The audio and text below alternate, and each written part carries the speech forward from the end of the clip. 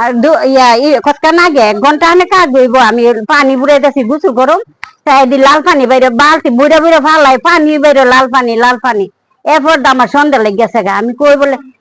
বিলাইছিলে মেরে ফালাই লাগছে না কিতা পানিটা গন্ধ লাগতেছে এরপরে 2-3 মানুষ বিচারতেছি পাই না এরপর ফুলার মতো হেনা গুল্লি লেলতেছে হেরারে বাবা শোনা ডাকে আনছি আমার ইটুন দেহ এটা দিতে এরপরে হেরা দেখে সুবিধ দইয়া বিচে করলে টাঙ্কির মুখ খুলা উদাম না লাগাইলো লাগাইল না নাকি ডাঙ্কিটা কিরে তোরা দিলাম তোর টাঙ্কির মুখ হুলাইলো বেড়া ফিরা লইছে আর ইতে কিতা কছে এরপর দাইতানে চিল্লে আর মানুষটা আনছে আর আমি বুড়া মানুষ পাইতাছি না আর কেউ উড়াইতাছি না 3 দিন আগে তাহলে মেয়েদের অনেক সময় ডিজেল লাইন হেরা রাইতে টানে তা আমি করলে কেডারে আওয়াজ দিতেছে পর্দা 3-4 বার জন খুশি কেডা লা করে নাই পর্দা তারপরে চুপ হয়েছে আমি আর খুশি না মনে করছি ডিজেল লাইন টাইন বুঝি টান ছোট বাচ্চার হেলথ আছে আর বলছে যে কি আমার টাঙ্কির রক্ত পাইছে দেখ তোরা ভাবছে যে বিলাই বা কুত্তরা তো বাচ্চাটা মরে দিছে পরে বাচ্চা বলে উড়াইছে উড়াই পরে মুখ খুলে বলতে বলে লাশ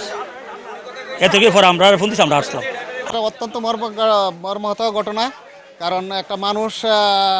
টাঙ্কির ভিতরে মেরে ফেলে রাখাটা এটা অনেক বড় মর্মান্তিক ঘটনা। এটা আমরাও এলাকাবাসী হিসেবে আমরাও চাই যে এদের সুষ্ঠু তদন্তের মাধ্যমে দোষীদেরকে সাব্যস্ত করে আইনের আওতায় আনা হবে। বিকেলের দিকে খবরটা পাই, খবর পাওয়ার সাথে সাথে আমরা পুলিশে এসেছি। আমরা ডেড বডিটা আপনারা দেখেছেন যে আপনাদের সামনে আমরা নামানো হয়েছে এবং ড্রিল মেশিন দিয়ে কেটে লাশটা বের করা হয়েছে। দেখে মনে হচ্ছে এটা একটি হত্যাকাণ্ড, কিন্তু কিভাবে সংঘটিত হয়েছে, কিভাবে হয়েছে, কারা করেছে সেটা তদন্তাধীন বিষয় এবং তদন্ত করলেই সেটা জানা যাবে।